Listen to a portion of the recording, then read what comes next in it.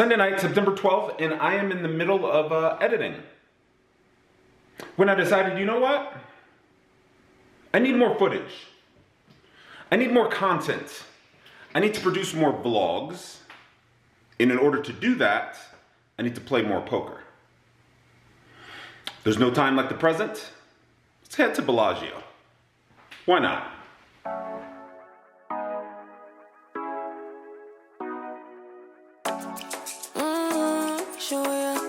Show me the car where you turn me on.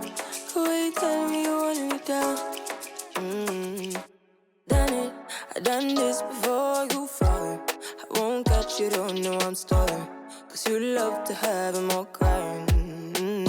Calling me sweet, telling me you need me. But I'm from a city that's high school. I give them this and the more I go.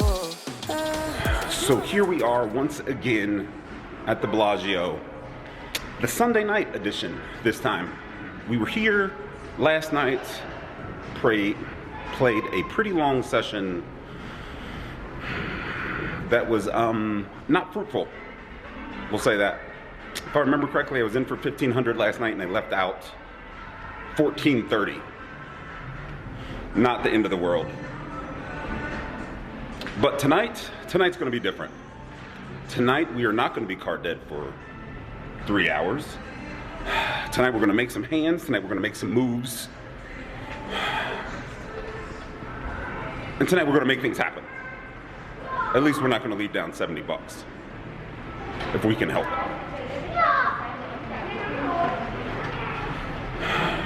So it is your job to wish us luck as we enter the fray. One more again. Bellagio.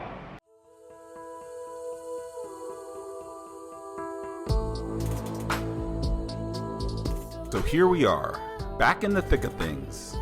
Back into the fray, if you will.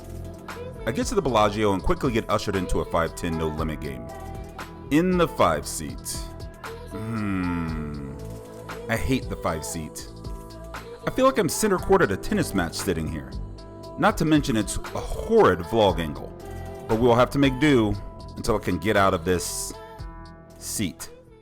Pretty early on in the session, like my second or third hand dealt, I looked down at 2 melanin-infused 10s. Good start. Good start. I've been playing around with my opening range sizes, and here I opened for a more PIO-approved $25 as opposed to the more standard $30. Only the button calls, and we see the flop heads up. King of spades, 6 of spades, deuce of spades. Heads up, I have no trepidation about c-betting this flop at all. I don't expect the king to fold, but I'd like to deny some equity from single overcard spades, and that's about it. The board's so monotone, there isn't much else that is going to quote-unquote hold on. I upsized the c-bet a bit as I don't expect to continue through multiple barrels unless I improve. And honestly, there really aren't that many turn cards that would be earmarked as great for my hand. I make it $50. The button double checks his holdings, and he makes the call. The turn 8 of spades, I'm not a fan of, but I kinda am a fan, but I'm really not. Holding the 10 of spades gives me a little peace of mind, but not much. It's quite possible I was behind on the flop and just sucked my way to victory on the turn. There are quite a few King X combinations he could have called me with on the flop that are now behind, and very few King X offsuit hands that have improved. Either way, betting here wouldn't really serve much purpose. I don't often find myself in the business of trying to persuade people to fold queen or jack high flushes. Heads up. It just won't happen. So I check, and he quickly checks behind. The river 10 of hearts changes absolutely nothing. And it sucks that I wasted a set on this board. You only get so many sets in your life, you know. I check again, he follows suit. I open my hand and win.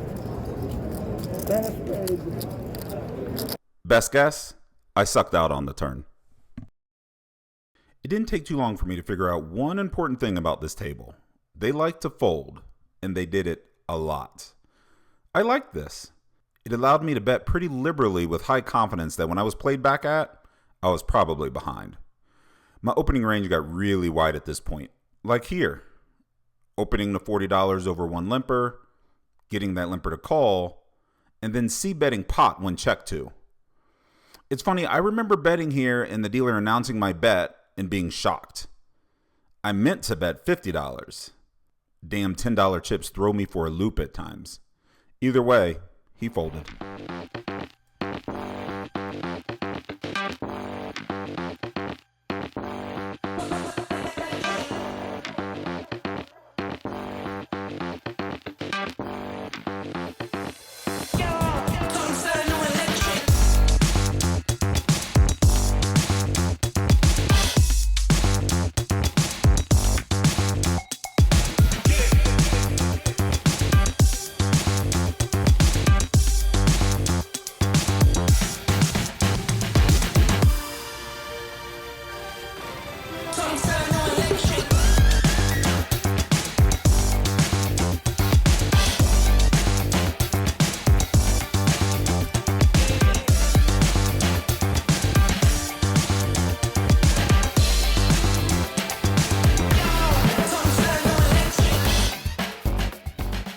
It took a little bit, but I finally got a seat change. The Wimbledon days are over.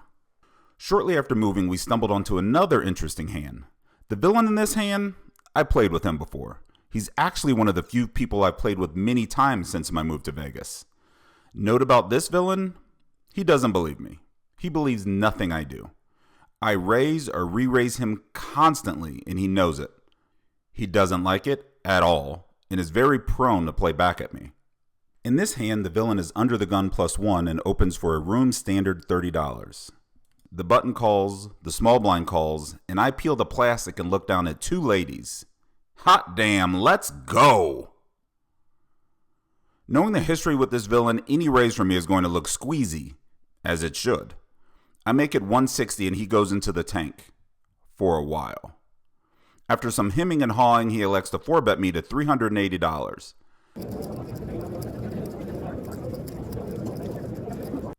A strange 4-bet size for sure. Button and small blind quickly release. Now I tank for a bit, deciding on if a 5-bet is in order. I decide that a 5-bet here is overplaying my hand a bit, as it's possible that he legitimately has a hand. I mean, other people get hands too. I call the additional 220. The flop isn't necessarily my favorite. King of Hearts, 5 of Clubs, 7 of Spades, and I check here. Honestly, I'd be checking my entire range here. Even if I had elected to just flat with aces pre-flop, I'd be checking them on this board versus this guy. Action is on him, but I'm pretty confident that I'm still in the lead. His ace-king suited's likely would have 4-bet larger pre. King-queen is hard to have, obviously, as there's only king-queen of diamonds left available. It's possible, but unlikely he could have gotten out of line with king-jack or king-10 suited. And if so, I'll just take my medicine. However, he checks back, so we can somewhat confidently remove a single king from his holding. Pocket kings, however, would he have made that small 4-bet sizing with those? Maybe? The turn brings the jack of diamonds. In my mind, this card hits him more than the king does. Pocket jacks and ace-jack suited come to mind here. One of them I can beat, the other not so much. However, I'm not letting this get checked through and losing value from the latter, so a bet is in order. But what size? He has about $1,000 behind, and there's a bit less than that in the pot. Game time decision was to go small, something in the 20 to 25% range. This would allow me to get value from the ace-jack and jack-10 suiteds. I'd expect all other underpairs to fold most of the time, although with our history, he might get sticky with nines. Would he 4-bet nines pre versus me? Oh yeah. I settled on 170 and he insta-calls. The speed of his call gave me pause. He didn't even think about it. I might be in trouble here. The river deuce of diamonds is as blank as it gets. The problem is, I'm in the fog. I'm trying to piece together what a bet here is accomplishing. Is this a check call spot? A bet fold spot? A check fold spot? I legitimately don't know what range of hands he has that can or should be played this way.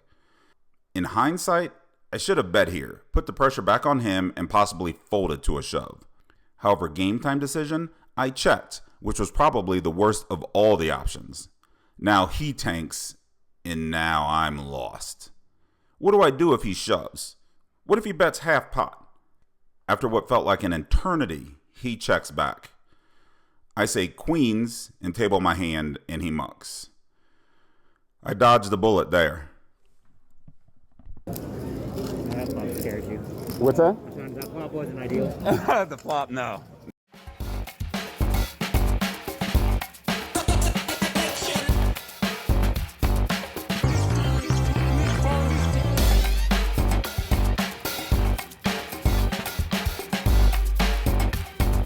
Hi, friends. In this hand, a late position player has limped, as does the small blind, and I check my option, holding 7-5 offsuit. The flop comes. Well, you see the 7, that's enough. I bet 20 into 30 and win.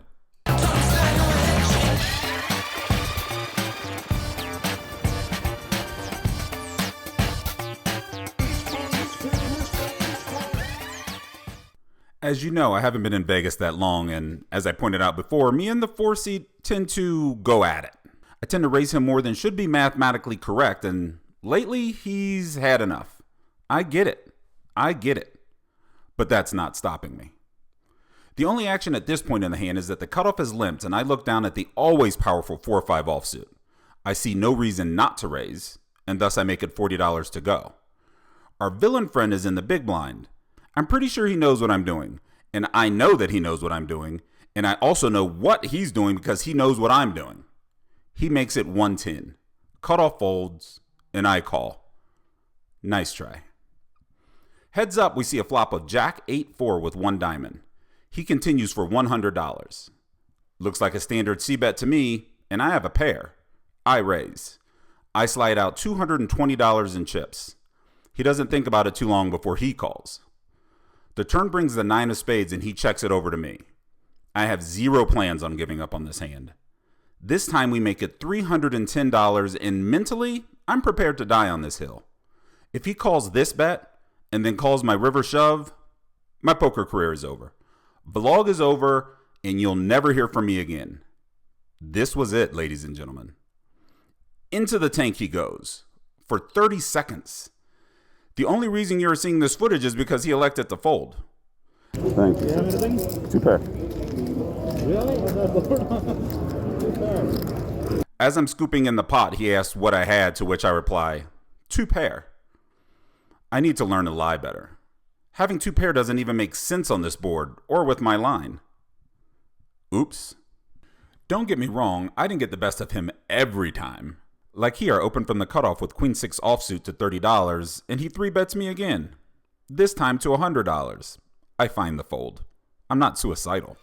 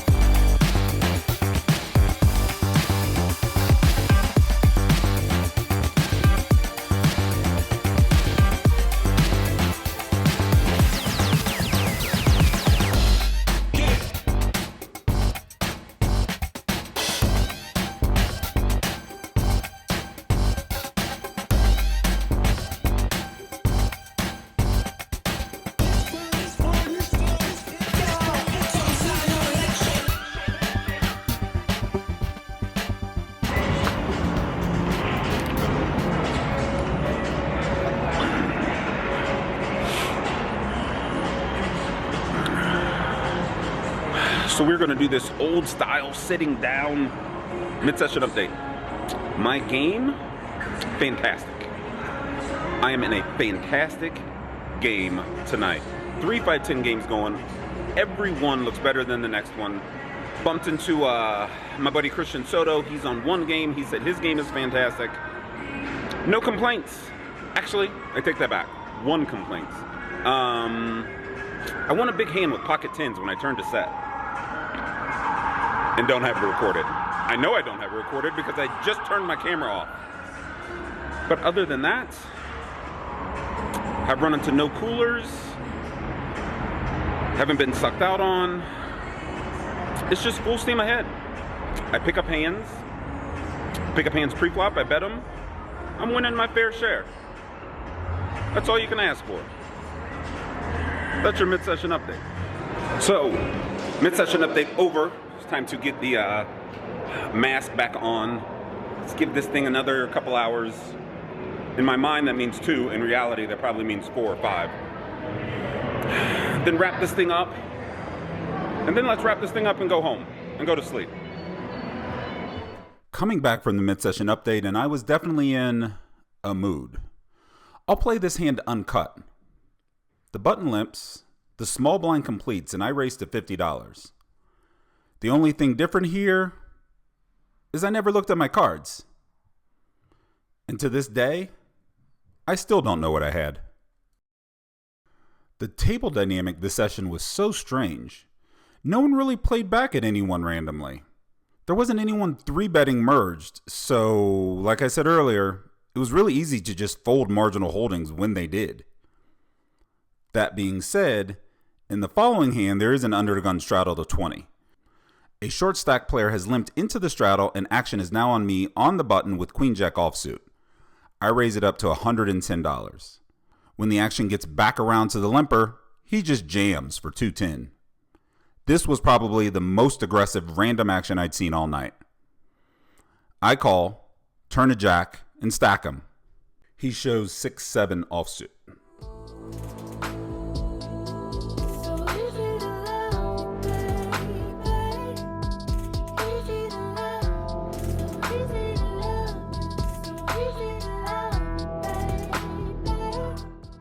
I don't vlog all my sessions, but when I do decide to vlog, what I really want to capture are some of the more dynamic hands.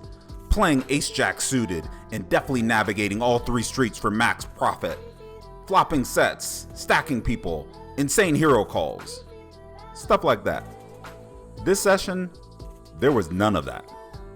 None of it. This session was basically me raising, betting flops, and winning small pots. Over and over again. I'm not complaining. Not in the least. I'll take sessions like this any day over having to squeeze out an extra 4 big blinds of EV on every river. It was what it was.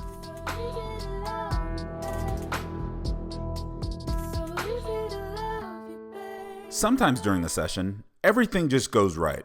And when that happens, you expect it to continue to go right all night long. In this hand, an early position player opens to $40. A bit large, but that had been his standard. Action then folds around to me in the big blind with queen 10 offsuit, and I defend, because sometimes everything just goes right. The two of us take a flop of ace queen 9 rainbow. I check, standard, and he bets $50, also standard. With middle pair and some backdoor possibilities, I find the call. The turn 7 of spades improves none of these possibilities, and when my check leads to his $130 bet, well, everything doesn't always go right. We are coming down to the wire here, and I decide to get involved calling an early position raise from early position myself with 9-8 offsuit. Wise? Definitely not, but I was feeling myself. A player in middle position and the button come along. Not much is happening on this 7-deuce-3 flop, and the 4 of us check this street. The turn 10 of diamonds, however, well, that changes things a bit, and I decide to stab at it for $60 with my open-ended straight draw when the original raiser checks to me and the middle position player folds out of turn. The button, he's a fan of the 10 as well, and he continues. The river 9 means I bricked my draw, but at least I have a pair now. I beat other missed draws, and really don't need to bluff this river to win anymore. I check. The button doesn't opt for the free showdown and tosses $100 into the pot. Knowing that you can't win if you fold, I make the call. The button looks at his cards disgruntledly. Disgruntledly. Is that a word? He looks at his cards, he doesn't like them, and they find the muck. When will they learn? You gotta love what you got. Want more than they earn, picking the locks, only one way to the top. I've been enjoying my turn, but what they learn, it's all about what you flip. It ain't about what you earn, taking the steps, ain't no shortcut to the top. I've been enjoying my turn, when they gon' learn, you gotta love what you got. Want more than they earn, picking the locks, only one way to the top. I've been enjoying my turn, when they gon' learn, it's all about what you flip. It ain't about what you earn, taking the steps, ain't no shortcut to the top. I've been enjoying my turn. Perfect day, Highway 61, tell my chick to come. I'm like, babe, tell your sister come, let my... So it's late, because it's always late when I do these things. Did the mid-session update 2.5 hours ago, said I was gonna play about 2 hours, and I actually played about 2 hours. And in that 2 hours, nothing happened. No big wins, no big losses, at least none that I can remember. In the game for $1,500, out for $3,402, so up about 19. Good session, but as always, it's so damn late. And I just walk around like I have nothing to do tomorrow. And I got a bunch of things to do tomorrow. So, if you like the videos, subscribe. Like, leave me a comment and I'll probably respond. Probably. And that's it. Catch you next time. Bye. 7:45 in the PM. I probably should know where I'm gonna play by now, but I don't. So maybe you should leave with me. The night is young and so are we, baby. Okay, mid-session update time, and this is gonna be a quick one. If you love me right, yeah, this could be the summer of our lives now, honey. Give it to me like you know you should now, baby. This could be the summer of our lives, the summer of our lives. The sunset. You should know where I'm gonna play. I just showed you the damn building. It's late because, you know.